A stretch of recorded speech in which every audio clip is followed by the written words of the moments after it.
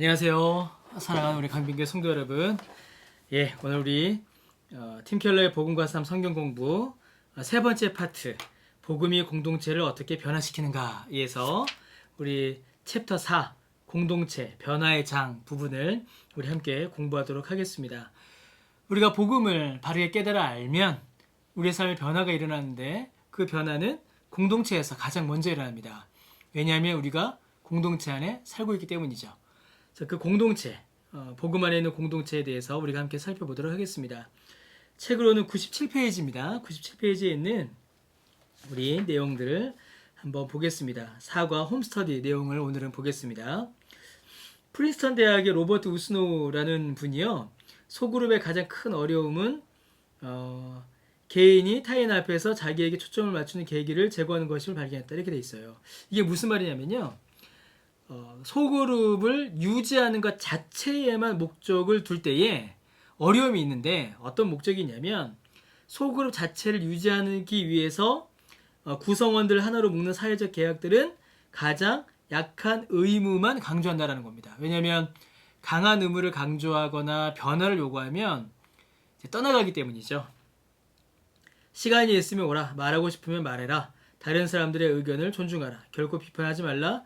불만족하면 떠나라. 이게 오늘날 소그룹의 어떤 법칙처럼 됐다라는 겁니다. 다른 분들은 뭐라고 하시냐면 우리가 잃어버린 소속감을 복제하는 데 실패했다. 매주 모임에 참석하는 것, 원할 때 참여하고 빠지는 것, 좀 더 만족스럽거나 매력적인 몸을 찾아보는 것, 이 모든 요소들은 진정한 공동체의 성장과 반대된다. 여러분, 그리스도인들은 예배에 참석하고 소그룹에 참여함으로써 공동체에 속하기를 기대합니다. 그런데 위에 인용구가 지적하듯이 매주 소그룹이 모이지만 반드시 진정한 공동체를 만드는 요소가 없을 수도 있어요.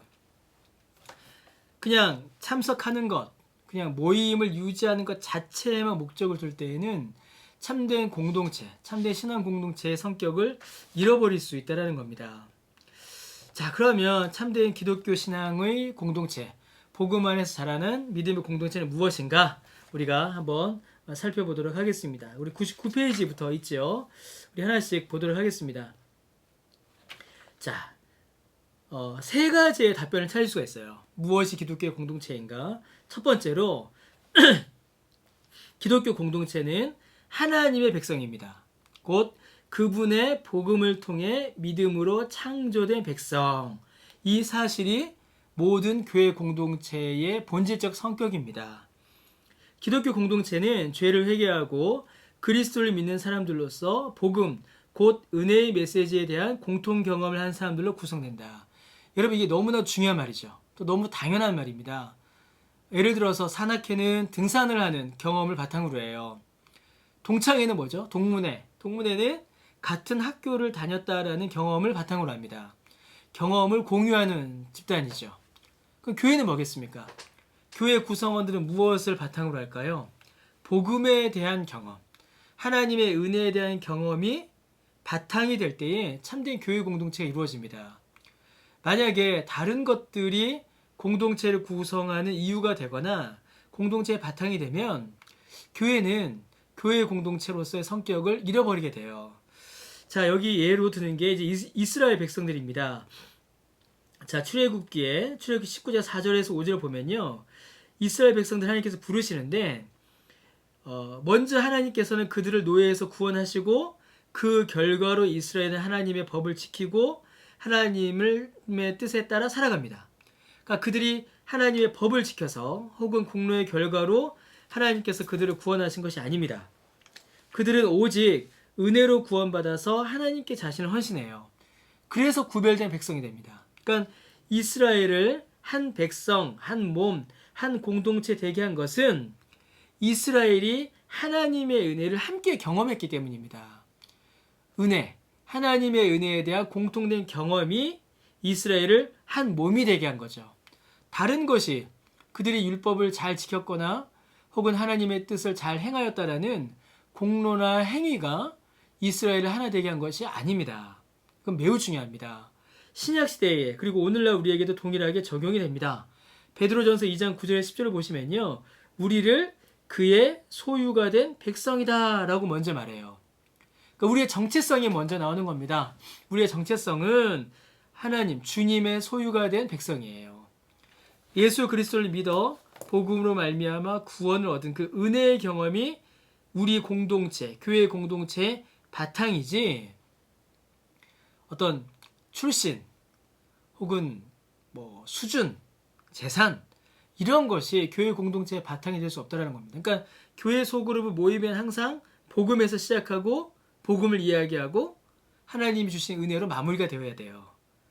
여러분, 우리가 속해 있는 소그룹, 이제 구역이라든가 우리의 신앙을 함께하는 모임은 여러분 어떻게 유지되고 계십니까? 한번 돌아볼 필요가 있어요. 자, 두 번째, 기독교 공동체의 특징은요, 그리스도의 몸입니다. 예수님의 삶, 그분의 삶에 참여하는 몸의 지체들이에요.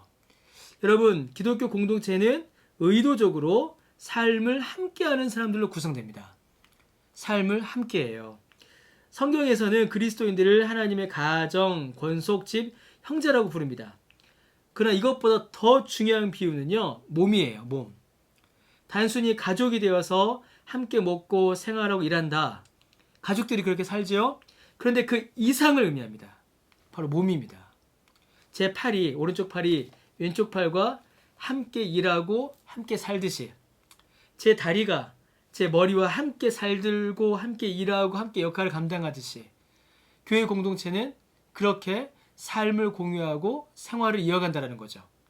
왜냐하면 예수님을 믿는 우리 한 사람 한 사람이 예수님의 몸이기 때문입니다. 예수님의 몸을 이루는 지체이기 때문이에요. 너무나도 중요한 개념입니다. 세 번째, 교회는, 기독교 공동체는요, 신앙 공동체는 성령의 교제 안에서 미래의 모델이 되는 존재들입니다. 주님께서 미래의 어떤 공동체, 어떤 세상을 이루실 것인가, 그 사실을 미리 보여주고 증거하는 공동체가 교회라는 겁니다. 성경을 보면요, 마태복음 5장 14절에 산 위에 있는 동네라고 되어 있는데, 정확히 이제 언덕 위의 도시라는 거죠. 산 위에 있는 도시가 어둠 가운데 빛나듯이 우리의 삶, 기독교 공동체가 밝게 빛나서 세상에 하나님의 영광을 보여준다라는 겁니다. 너무 중요한 말이에요. 현재 교회는 미래의 그리스도 아래에서 사회가 어떤 모습일지를 보여줍니다. 우리는 복음이 일상생활을 일으키는 변혁을 세상에 보여주어야 합니다. 그러니까 세상 사람들은 교회를 보고 교회 공동체를 보며 하나님의 나라를 예측한다는 겁니다. 여러분, 미래에 주께서 이루실 그 나라는 어떤 나라입니까? 완전한 평화와 사랑과 화평과 기쁨의 나라이죠. 깜깜한 밤에 산 위에 있는 도시의 불빛이 빛나듯이 이 어두운 세상 속에서 교회가, 신앙 공동체가 그러한 주님의 나라의 성격을 제시한다는 겁니다. 아주 중요한 모습이죠. 세 가지. 복음의 바탕에서 이루어지고요. 예수님의 삶, 예수님의 몸이기 때문에 예수님의 삶 가운데 함께 우리의 삶을 공유하고요. 그러니까 예수님처럼 살아가게 되는 거죠. 이것을 통하여서 세상 가운데에 주께서 이루실 나라를 제시하는 것. 이게 교회 공동체입니다. 이게 우리 구역이어야 되고요. 이게 우리 교회여야 하고 우리의 신앙생활의 모임이어야 합니다.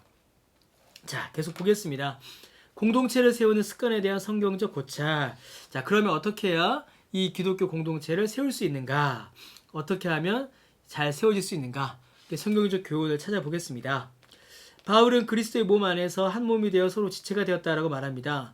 이 지체라는 이 단어는요, 단순히 소그룹의 일원이다라는 의미가 아닙니다. 그 이상이에요. 멜로스라는 단어가 사용되는데요. 이는 인간의 몸의 일부를 설명할 때 사용되는 단어입니다.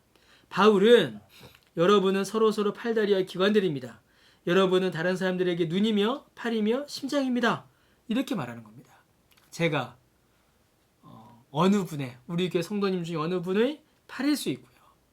우리 성도님 중에 한 분이 저의 심장일 수 있다는 겁니다. 여러분, 이게 얼마나 귀한 겁니까? 그러니까 서로를 위하여 살 수밖에 없고 서로를 위하여 기도할 수밖에 없죠. 그러니까 단순히 그저 모여서 친목을 나누는 그런 수준의 그룹, 그런 수준의 신앙 모임이 될 수 없다는 겁니다. 교회는요. 훨씬 더 적극적이고 훨씬 더 우리의 삶을 이게 삶의 중심으로 들어오는 그런 모습입니다. 이 공동체를 세우는 습관들 9가지가 있습니다. 이게 세 가지 이렇게 나뉘는데요. 그 9가지를 우리가 하나씩 살펴보겠습니다. 처음 3가지는 모두 서로에 대한 인정입니다. 어떻게 서로에게 친구가 되느냐에 대한 것들이 첫 3가지의 습관입니다. 첫 번째, 서로의 강점과 능력과 재능을 긍정하라 라고 되어 있어요. 로마서 12장 10절 서로 존경하라. 야고보서 5장 9절 서로 원망하지 말라. 로마서 12장 3절에서 8절 서로의 은사를 존중하라. 서로의 강점과 능력과 재능을 긍정하라 라는 겁니다. 여러분, 이거 아주 중요한 말이죠. 그러면 어떻게 될까요? 서로의 강점과 능력과 재능을 긍정하려면요, 칭찬해야 됩니다. 그래서 102페이지에 있는 것처럼요, 그리스도인들은 다른 사람들이 한 일을 칭찬하고 축하하는데 빠른 사람들이어야 합니다.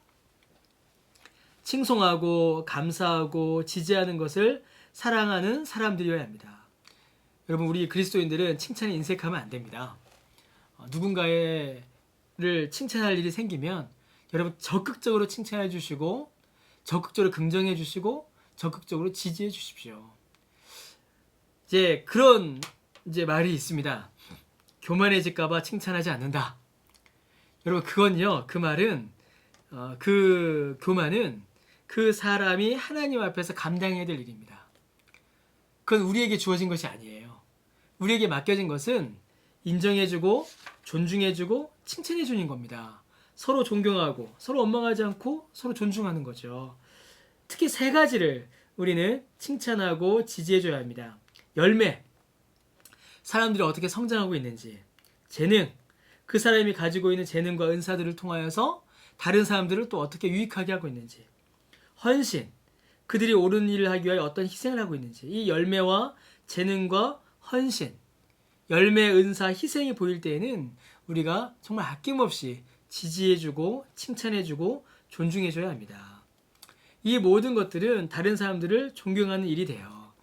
여러분, 우리 주위에 열매와 은사와 희생으로 공동체를 섬기는 그런 사람들이 있을 때에, 그런 모습이 보일 때에 우리는 칭찬하고 격려해야 합니다.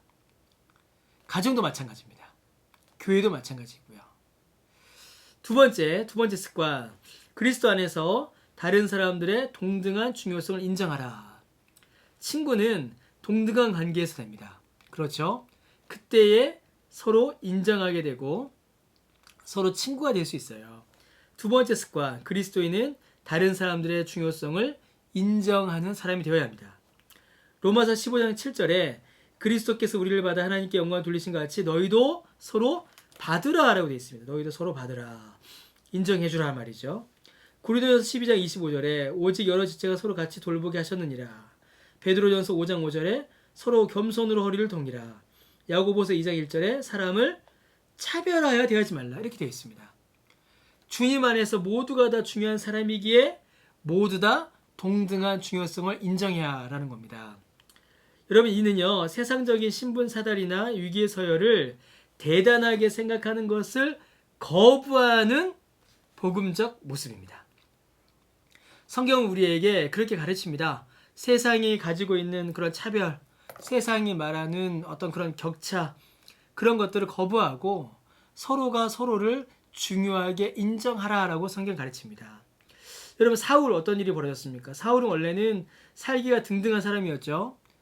스데반을 돌로 쳐 죽이는 일에 적극적으로 행했던 사람입니다. 사울을 통하여서 많은 그리스도인들이 핍박을 당하였고 죽임을 당했습니다. 그런데 어느 날 아나니아에게 주님께서 말씀하시기를 살해자여 박해자인 사울을 받아들이라라고 아나니아에게 하나님께서 말씀하세요. 사울이 그리스도를 믿는 회심을 했고 아나니아가 그에게 가야 한다라고 말씀하셨습니다. 여러분, 아나니아가 얼마나 두려웠겠습니까? 그리고 아나니아가 분명히 아나니아가 아는 사람 중에는 사울에게 핍박을 당한 사람이 분명히 있었을 겁니다. 자, 그러나 너무나 중요한 말이죠. 복음은 오래된 끈과 정체성을 소멸시킵니다. 이제 사울은 그리스도를 믿습니다. 그는 이제 즉각적으로 아나니아의 형제인 겁니다. 아, 사울은 예전에 그리스도를 핍박하던 사람이야. 믿는 자들을 죽이는 사람들이야. 그런 과거의 일들이 사울을 공동체 안에서 거부하는 혹은 사울을 공동체에서 차별하는 이유가 되지 않았다는 거예요. 왜냐하면 사울도 예수님을 믿는 사람이었기 때문입니다. 아나니아는 이렇게 말하는 겁니다. 궁극적으로 당신이 과거에 누구였고 무엇을 했는지는 중요하지 않습니다. 그리스도 때문에 우리는 형제입니다. 인종차별, 계급차별, 그리고 문화제국주의는 우리의 마음에서 복음을 통해 뿌리 뽑혀야 합니다. 다르게 표현해 보면 만일 당신이 당신의 친구나 친척에게 인종, 계급, 지위가 다르더라도 신앙이 견고한 그리스도인과 결혼하는 것보다 인종, 계급, 지위가 같지만 신앙적 확신은 상관없는 사람과 결혼하는 것을 바란다면 당신의 편견은 아직 복음으로 변화되지 않은 것이다. 여러분, 이게 얼마나 중요한 말인지 아시죠? 오늘날에도 한국교회를 나누는 많은 어떤 차별, 어떤 갈등이 있습니다. 그러니까 지역으로 나누죠. 지역적으로 차별하고 서로 등을 지고 정치적 입장이 다르면 서로 완전히 등을 져버립니다. 여러분, 복음이 우선일까요? 아니면 우리를 구성하는 그런 어떤 자격들이 우선일까요? 여러분, 우리의 고향이 우선입니까? 아니면 천국이 우선입니까? 여러분, 이거를 우리가 분명히 해야 합니다. 교회 안에는 이러한 차별이 없어야 합니다. 편견도 사라져야 하고 복음 안에서 서로가 서로의 중요성을 인정하며 받아주는 일들이 필요합니다. 자, 세 번째 습관. 친구가 되기 위한 세 번째 습관이죠. 친구가 되기 위한 세 번째 습관은 바로 가시적 애정을 통해 서로를 인정하는 겁니다. 애정 표현하라는 겁니다. 애정 표현. 로마서 16장 16절 너희가 거룩하게 입맞춤으로 서로 무난하라. 야고보서 1장 19절 듣기는 속히하고 말하기는 더디하라. 에베소서 4장 32절 서로 친절하게 하며 불쌍히 여기라. 데살로니가 전서 3장 12절 피차간과 모든 사람에 대한 사랑이 더욱 많아 넘치게 하라. 여러분, 이 말이요, 신약 성경의 말처럼 서로 입맞추라. 한국 사회에서는 큰일 날 일이죠. 그런 문화적 차이를 무시하는 말이 아닙니다. 문화적 차이는 있어요. 그러나 사랑과 애정을 눈에 보이게 표현하라라는 성경적 명령입니다. 마음으로만 담아두고 있지 말라는 거예요. 마음으로만 담아두고 있는 것이 아니라 사랑과 애정을 정말로 친절하게 따뜻하게 표현하라라는 겁니다. 서로에게 차갑게 대하거나 딱딱하거나 무관심하거나 거칠게 대하는 그런 거는 이제 피하고 친절과 사랑과 온유로 이웃을 대하는 일, 믿음의 지체를 대하는 일들이 참으로 우리에게 필요합니다. 먼저 인사하고, 먼저 손 내밀고, 먼저 웃어줄 때에 그때 우리는 서로 친구가 될 수 있습니다. 자, 다음 질문들을 사용해서 세 가지 습관들에 대해서 한번 생각해 보겠습니다. 자, 공동체 형성 세 가지 범주들 중에서 어떤 것이 당신과 그룹이 현재 가장 잘하고 있고 또 가장 못하는 것입니까? 좋아지기 위해서는 여러분 무엇을 해야 될까요? 친구가 되기 위해서 서로 강점과 능력과 재능을 긍정하는 것, 칭찬하는 거죠. 서로 안에 동등한 중요성을 인정하는 것, 차별하지 않는 거죠. 가시적 애정을 통해 서로 인정하는 것, 친절히 먼저 인사하는 것. 이 세 가지. 여러분, 어느 것이 가장 잘 되고 계세요? 어느 것이 잘 안 되십니까? 우리 교회는 뭐가 제일 잘 되고 있을까요? 한번 돌아보게 됩니다. 자, 존 스토트는 이렇게 썼습니다. 하나님은 그분의 교회가 상호 지지하는 공동체가 되기를 원하십니다. 상호 지지. 서로 지지해주고 인정해주는 거죠. 서로 위로하고 피차 권면하고 서로 덕을 세우는 겁니다. 그래서 전문적인 위로자나 상담질이 아니더라도 우리가 일을 할 수 있어요. 어떻게 하냐면 지지하고 돌보고 격려하고 위로하는 것은 우리 모두의 사역입니다. 우리가 교회 안에서 서로 해야 할 일인 것이죠. 여러분, 하고 계십니까? 어떠신가요? 자, 세 번째로 디트리 보네퍼는요, 성도의 공동생활에서 이렇게 썼습니다. 한 사람이 교제 가운데 다른 사람들에게 줄 수 있는 첫 번째 섬김은 경청하는 겁니다. 아주 중요한 겁니다. 잘 들어주는 거예요. 하나님에 대한 사랑이 하나님의 말씀에 귀 기울이는 것으로 시작하듯이 서로에 대한 사랑은 그들에게 귀 기울이게 배우는 것으로 시작합니다. 여러분, 참 중요한 말이죠. 멋있는 말이죠. 하나님에 대한 사랑이 하나님의 말씀을 듣는 것에서 시작하듯이 우리 공동체 간의 사랑도 듣는 것에서 시작됩니다. 여러분, 친구가 되기 위해서는 먼저 잘 들어야 합니다. 상대방을 인정할 때 우리가 들어줄 수 있고요. 상대방을 칭찬할 때에 들어줄 수 있고, 들어야 칭찬하죠. 그리고 상대방에 친절하게 대할 때에 우리는 또한 듣습니다. 이 경청하는 거 참 중요합니다. 자, 다음 세 가지를 보겠습니다. 다음 세 가지는 어떻게 이제는 가족이 되는지, 처음에 친구가 되는 거였죠? 이제 어떻게 가족이 되는지 한번 또 보겠습니다. 자, 습관 4, 네 번째 습관이에요. 자, 이제는 서로의 공간, 물건, 시간을 공유해야 됩니다. 이게 기독교 공동체의 가족됨이에요. 로마서 12장 10절은 형제 사랑에 대하여 서로 헌신하라 되어 있고요. 베드로전서 4장 9절은 서로 대접하라. 갈라디아서 6장 10절은 기회 있는 대로 착한 일을 하라라고 되어 있습니다. 이는 사람의 신체적, 물질적 세계를 다른 사람들과 나누는 겁니다. 마치 가족에게 하듯이 말입니다. 우리가 제 아내에게 혹은 제가 제 자녀들에게 하듯이 공간과 물건과 시간, 신체적, 물질적 세계를 함께 공유하는 겁니다. 우리가 교회 공동체를 향하여서 강변 가족이다라는 말을 가끔 합니다. 자주 하죠. 저는 기도할 때마다 합니다. 자, 그런데 정말로 가족처럼 대하고 있는지, 정말로 가족과 같이 우리가 삶을 나누고 있는지 돌아보게 됩니다. 공간을 먼저 서로 공유해야 돼요. 우리는 그래서 서로 초청해야 합니다. 최근에는 이 초청하는 일이 참 드물어요. 많이 바쁘고 또 삶의 환경들이 바뀌다 보니까 초청하는 일들이 참 많이 드물어지지만 우리는 우리의 가정으로 지체들을 초청하여서 함께 또한 삶을 나눌 수 있어야 합니다.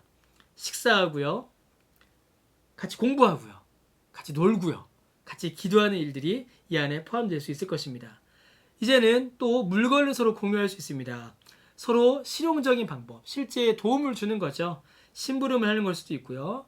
재정적인 도움을 주는 걸 수도 있습니다. 내가 가지고 있는 것을 그 사람에게 줌으로 말미암아 그 사람이 실제적인 이익을 누릴 수 있도록 돕는 것. 이게 바로 물건을 서로 공유하는 거죠. 또 세 번째로 공통의 시간을 공유할 수도 있습니다. 함께 만나는 겁니다. 함께 만나서 함께 이야기하고 함께 시간을 보내는 것 역시 아주 중요한 일입니다. 공간과 물건과 시간, 이 세 가지를 함께 공유하는 것, 가족이 공유하듯이 믿음의 지체들과 함께 할 때에 참으로 교회 공동체가 아주 깊은 교제를 나눌 수가 있습니다. 자, 다섯 번째 습관은 서로의 필요와 문제를 공유하는 겁니다. 좋은 것만 공유하는 게 아니라 필요와 문제를 함께 나누는 거예요. 갈라디아서 6장 2절을 보시면요, 짐을 서로 지라. 데살로니가전서 5장 11절을 보시면요, 피차 권면하라. 히브리서 3장 13절을 보셔도 날마다 피차 권면하라 이렇게 되어 있습니다. 여러분, 자원과 재산을 공유하는 것은요, 공동체 안에서 서로에게 더욱더 민감해지는 방법입니다. 그러나 그것만이 아니에요. 우리는 우리의 근심과 약함을 또한 함께 공유할 수 있습니다.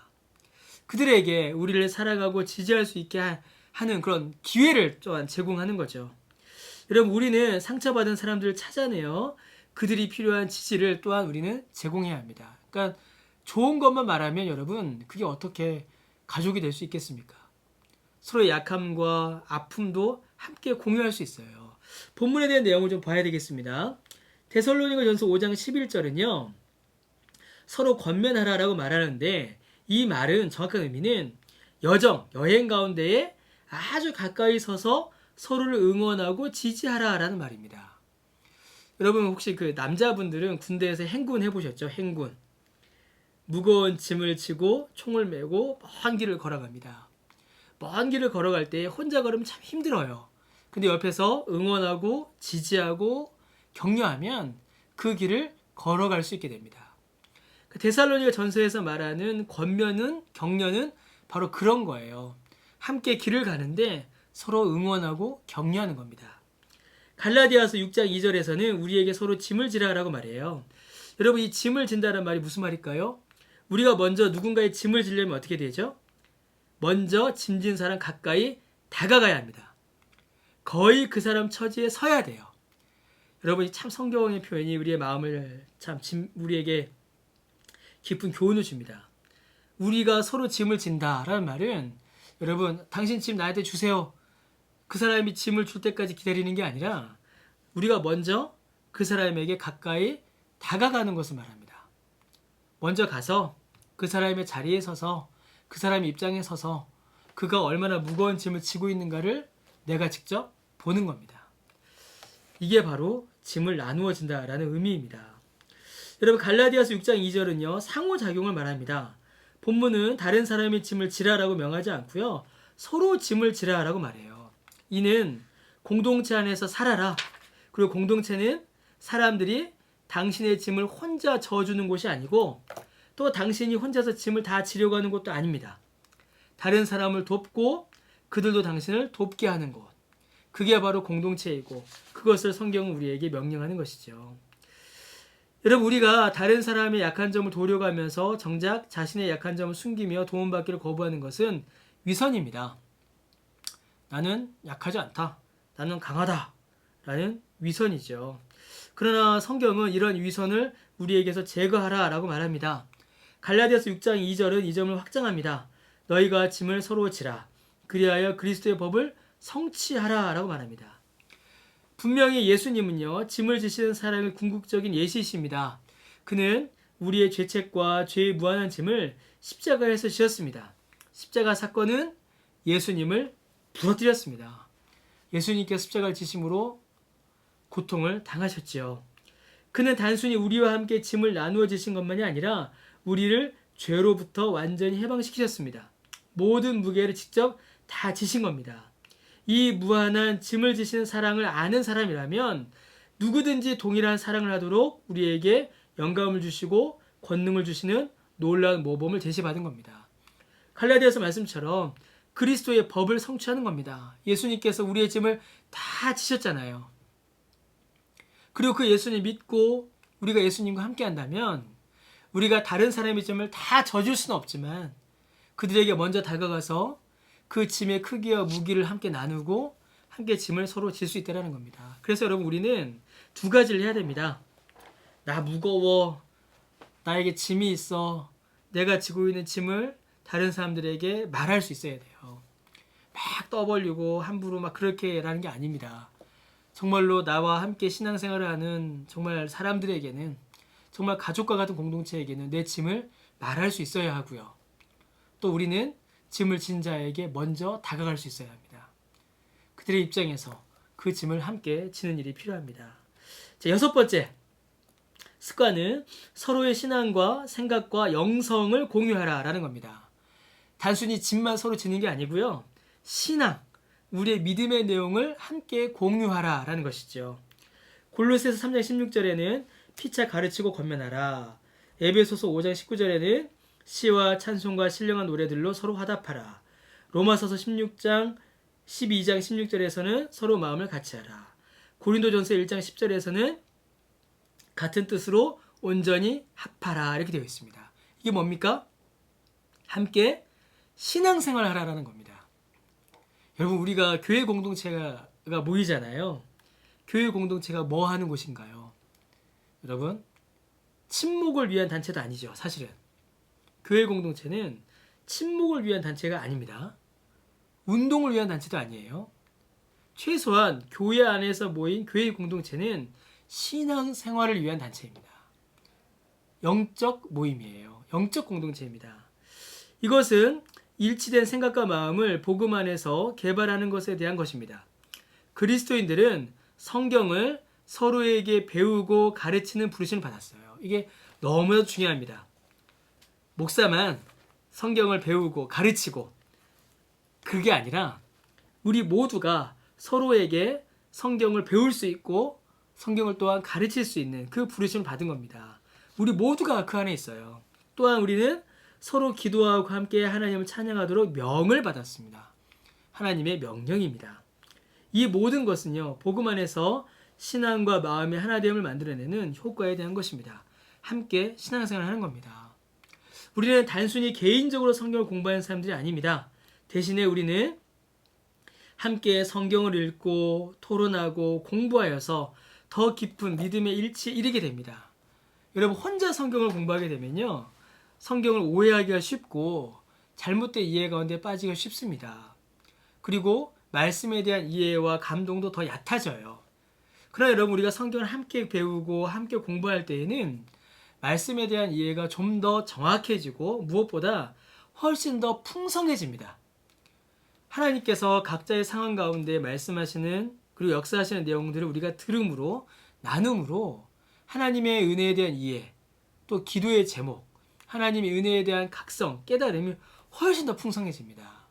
그래서 여러분 영적 나눔이 너무나도 귀한 겁니다. 여러분 피차 권면하고 가르치라 이 로마 골로새서 3장 16절의 이 말씀은요. 하나님의 말씀이 우리의 삶에 갖는 의미를 함께 이해하기 위해 함께 애써라 함께 일하라 라는 것입니다. 우리가 서로 말씀을 나누고 말씀의 은혜를 함께 나눌 때에 여러분 참으로 하나님의 은혜의 역사를 우리가 더욱더 깊이 이해할 수 있습니다. 자, 다음의 질문도 한번 보겠습니다. 두 번째, 세 가지 습관들에 대해서 우리가 함께 또 살펴보았습니다. 자, 이 세 가지 습관들 중에서 가장 잘 되고 있는 것, 혹은 가장 못 되고 있는 것이 있다면 무엇이 있을까요? 공간, 물건, 시간을 공유하는 것, 그 다음에 서로의 필요와 문제를 공유하는 것, 신앙과 생각과 영성을 공유하는 것, 이 세 가지 중에 여러분 무엇이 가장 어려우십니까? 한번 돌아봐야겠죠. 또 우리 그룹, 우리 구역, 하고 우리 가정, 우리 교회에서는 무엇이 잘 이루어지고 있고 잘 이루어지지 않고 있습니까? 또한 우리가 돌아봐야겠습니다. 크레이그 블롬버그는 이렇게 썼다고 합니다. 하나님의 백성이 일관성 있게 하나님의 계명에 순종한 유일한 방법은 한 가지입니다. 전 세계적으로 기독교 공동체 전부가 지역을 막론하고 가난한 이들과 재물을 공유하는 비전에 더 많이 사로잡히는 것뿐이다. 여러분 이거 참 중요한 말이죠. 만일 신자들이 기다치 않게 가난해질 때에 이런 일들이 많이 일어납니다. 뜻밖의 어려움으로 가난해져요. 그때에 다른 신자들이 돌봐줄 것이라는 믿음을 가지게 된다면 그들은 풍요의 시기에 더 관대하게 베풀 수 있게 된다. 그렇지 않겠습니까, 여러분? 내가 가난할 때에 함께 신앙생활하는 자들이 물질과 공간과 시간을 나에게 나누어 줄 것이다 라는 믿음과 기대가 있다면 내가 평안할 때에 나도 나누어 주는 일에 얼마나 또 우리가 열심히 낼 수가 있겠습니까? 여러분 이게 참 중요한 말이죠. 예. 모든 성도들에게 함께 나누는 일 참 필요합니다. 당신과 그룹은 가난한 이들과 재물을 공유하는 비전을 가지고 있는가? 어떻게 그것을 더 많이 개발할 수 있을까? 여러분 우리가 참 실제적인 고민과 실행이 필요합니다. 구제하는 일, 돕는 일 우리가 또한 애써야겠죠. 디트리 보네퍼는요. 성도의 공동생활에 이렇게 썼다고 합니다. 그리스도인 공동체에서 한 사람이 다른 사람에게 행해야 할 두 번째 섬김은 기꺼이 다른 사람들을 돕는 겁니다. 이 중요한 말이 나와요. 하나님은 우리가 가는 길에 그들의 요구와 요청을 들고 찾아오는 사람들을 보내셔서 우리와 길과 계획을 반복해서 가로막아 서십니다. 아니 날마다 우리의 길과 계획을 저지하십니다. 우리의 계획이 있지만 뜻이 있지만 우리에게 도움을 청하는 사람들을 하나님께서 보내셔서 우리의 계획이 중단되게 하신다는 거예요. 이게 참 중요하죠. 하나님께서 보내신다는 겁니다. 그러면서 아주 놀라운 이야기를 해요. 우리는 강도 만난 자를 지나쳐버렸던 제사장처럼 우리가 하고 있는 중요한 일에 몰두한 나머지 지나쳐버릴 수 있습니다. 어쩌면 성경을 읽느라 그렇게 할 수도 있습니다. 이게 무슨 말이죠? 강도 만난 자를 지나쳐버렸던 제사장, 자신의 시간과 물질과 공간을 공유하기를 거부했을 때에 이 제사장 합당한 이유가 있을 수 있었다는 겁니다. 나는 이 계획이 있어. 나는 이 길을 가야 돼. 이게 내가 할 일이야. 이게 내가 행할 영적 선이야 라고 제사장이 그렇게 생각할 수 있었다는 거예요. 그러나 하나님께서 도움이 필요한 자를 우리에게 보내신다는 겁니다. 그리고 그것 역시 우리를 향한 하나님의 구체적 부르심입니다. 참 많은 것들 우리에게 이야기합니다. 당신과 그룹은 요구와 요청을 들고 찾아오는 사람들에 의해 계획이 취소될 때 어떤 생각을 합니까? 당신이 공간, 재화, 시간, 필요 문제들을 공유할 수 있는 몇 가지 방법들을 써봅시다. 이거 한번 진지하게 고민해 봐야겠습니다.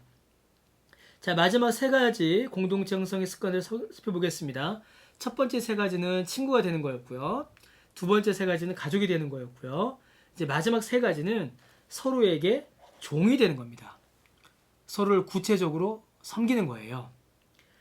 자, 일곱 번째, 보고하는 자세로 서로 섬기는 겁니다. 야고보서 5장 16절, 너희 죄를 서로 고백하고 서로를 위해 기도하라. 로마서 15장 14절, 서로 권하라, 가르치라.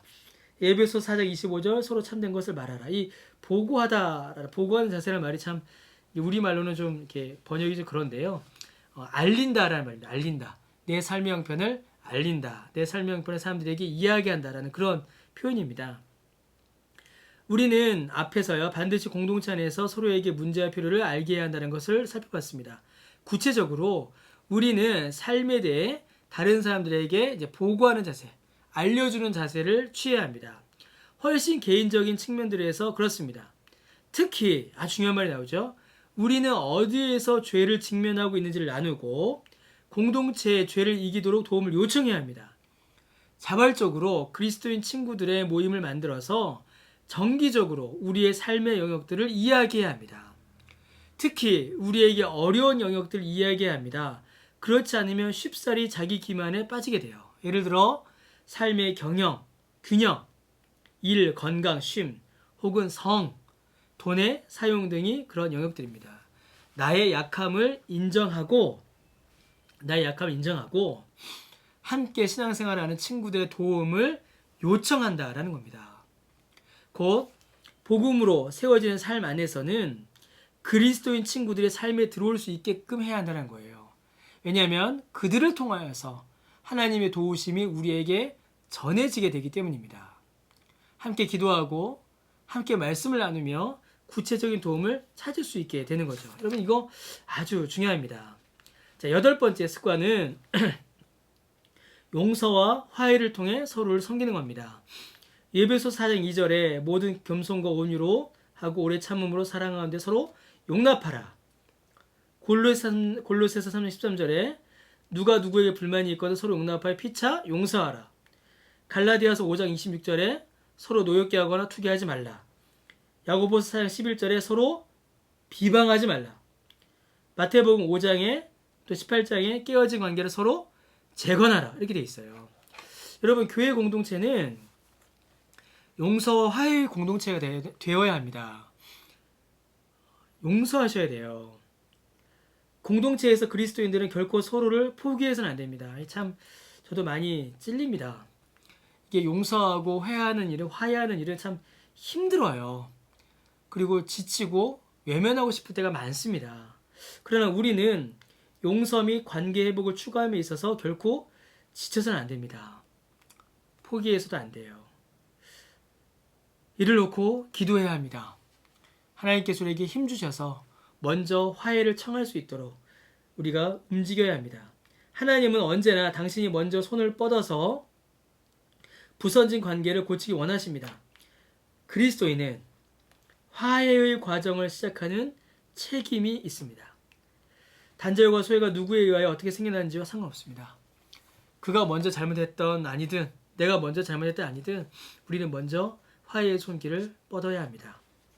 이게 그리스도인 공동체이고 이것이 서로를 섬기는 것입니다. 참 이게 우리에게 중요한 기도 제목입니다. 그리고 아홉 번째 습관으로 우리의 이익이 아니라 서로의 이익을 위하여 서로 섬겨야 합니다. 히브리서 10장 24절에 서로를 돌아보아 사랑과 선을 격려하라. 로마서 15장 1, 2절에 자기를 기쁘게 하지 아니하고 다른 사람을 기쁘게 하라. 갈라디아서 5장 13절에 사랑으로 서로 종노릇하라. 이렇게 되어 있습니다. 이것은 우리 공동체에서 당신의 이익보다 다른 사람들의 필요와 이익을 앞세우는 것입니다. 전형적인 섬김의 마음이죠. 당신 주변의 필요를 의도적으로 살펴본다라는 의미입니다. 어떤 종류의 것이든 사랑의 실천을 통해 채울 수 있는 방법을 우리는 찾는 겁니다. 우리는 사람들의 필요와 관계 형성을 위하여 공동체를 형성하는 작업을 하지 않도록 주의해야 합니다. 이건 주의사항이에요. 이거 좀 중요합니다. 그리스도인 공동체는 다른 사람들을 착취하는 일이 가능해요. 이게 참 여러분 충격적이시죠? 이게 가능합니다. 그리스도인 공동체는 다른 사람 착취하는 일이 일어나요. 예를 들어 가장 흔하게는 자신이 다른 사람들에게 꼭 필요한 존재가 되게끔 하는 방식이 일어납니다. 그것은 다른 사람들이 우리에게 의존하게 함으로써 반대로 우리가 그들에게 의존하는 거예요. 이게 무슨 말일까요? 이게 무슨 말이냐면 다른 사람들의 이익을 위하는, 그러니까 다른 사람들의 필요를 채워주는 것을 넘어서 버리는 겁니다. 넘어서 버려서 그 사람이 나에게 전적으로 의지하게 하는 거예요. 전적으로 나에게 의존하게 하는 겁니다. 그래서 그 사람이 나만 바라보게 하는 겁니다. 나만. 이게 기독교 안에, 교회 공동체 안에서 가끔 일어나요. 스스로 자립하고 힘을 내어 살아가지 못하고 누군가만을 바라봐요. 누군가의 도움만을 기대합니다.